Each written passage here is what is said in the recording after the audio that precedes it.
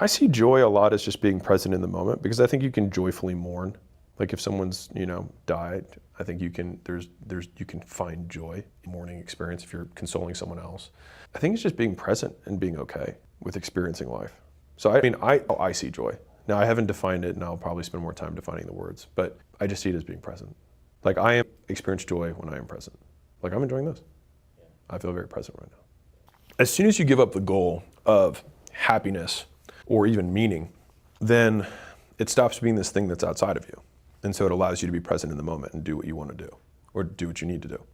And so if you always have this thing that you're measuring against, one, there's always a delta between where you are and where it is. But I think oftentimes it'll optimize for the wrong path. And I think happiness for most people is pleasure seeking. So they call it happiness, but it's really hedonism.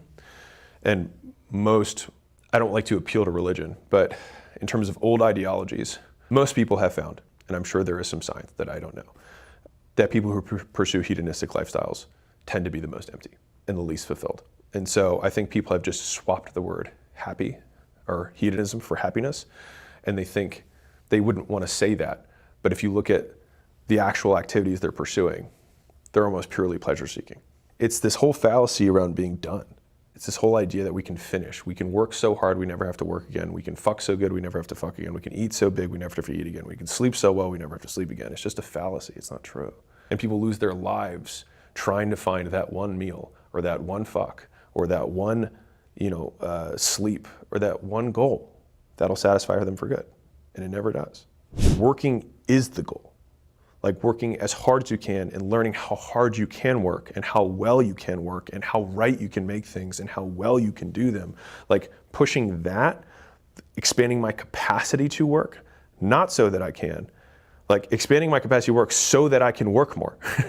Like if you can do that, then you have the self-fulfilling loop, and then you also become completely divorced from the outcomes, which ironically, when you do work that way, you do have outsized outcomes compared to everybody else. But you do it because you work so fucking hard, because you're addicted to working and you like that game, and the goals just happen as a consequence. But I don't even like saying the goals just happen as a consequence, because it still gives the idea to the listener or the watcher right now that that's the point. And it's not.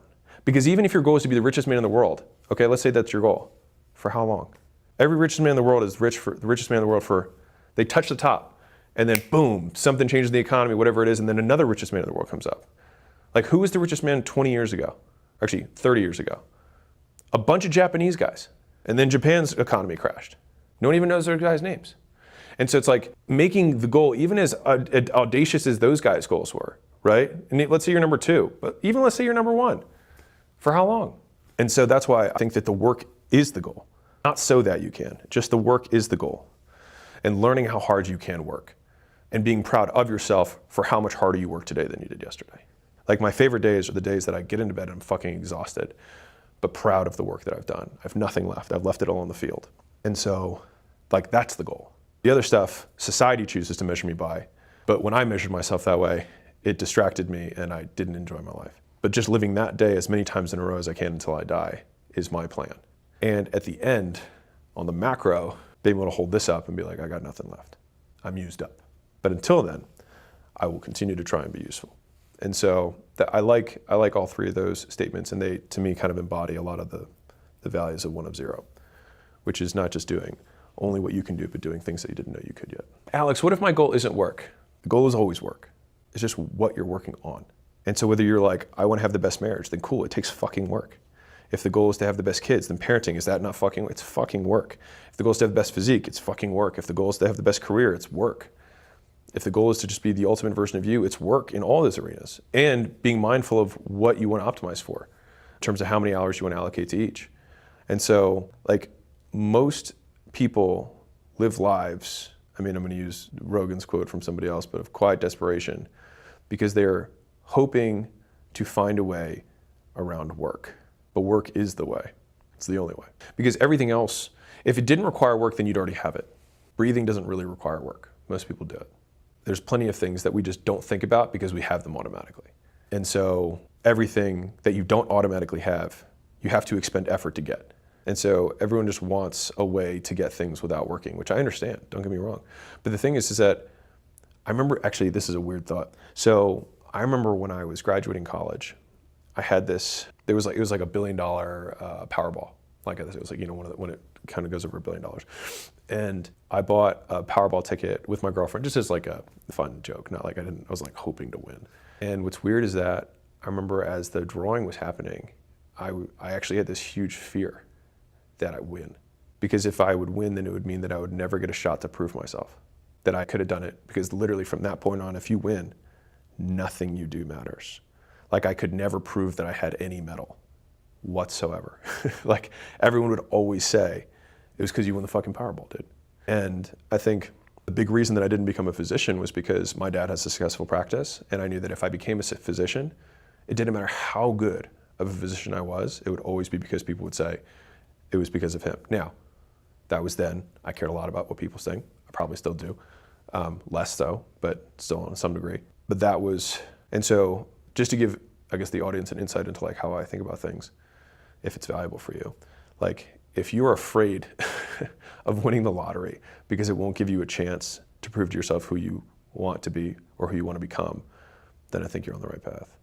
People, one, don't listen to their own advice, and two, that the advice that people give tends to be better than what they do. And they postulate that the reason for that is because you can be non-emotional and detached giving advice to somebody else. You can be more rational about the advice, whereas when you're in it, you have more emotions, you make less rational decisions. And so, extrapolating that out for me, I have a lot of relatively complex business dealings that happen on a regular basis. Most of my stressors, anxieties come from decisions that I have to make with incomplete information. And so if I were to have a therapist, I would probably spend a huge amount of time trying to catch them up on all the relative information. And then I would hope that they somehow have the business acumen to help me navigate these decisions, which they probably wouldn't. And then even if they did, I would have to hope that their incentive was aligned with mine, which theirs is billable hours, not me making them as money. And so there's just a lot of problems, I think, with the traditional model. And so, at least for me. And so I was like, okay, well, how can I get somebody who has completely aligned incentives, who has all the same information as me, who can give me good advice? And so the person who meets all of those qualifications is future me. And it's like, well, yeah, wouldn't it be nice to talk to that person?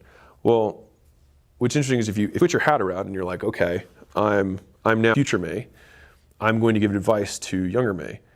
It's a wild ride, but the dialogue is super powerful because you don't sugarcoat it for you.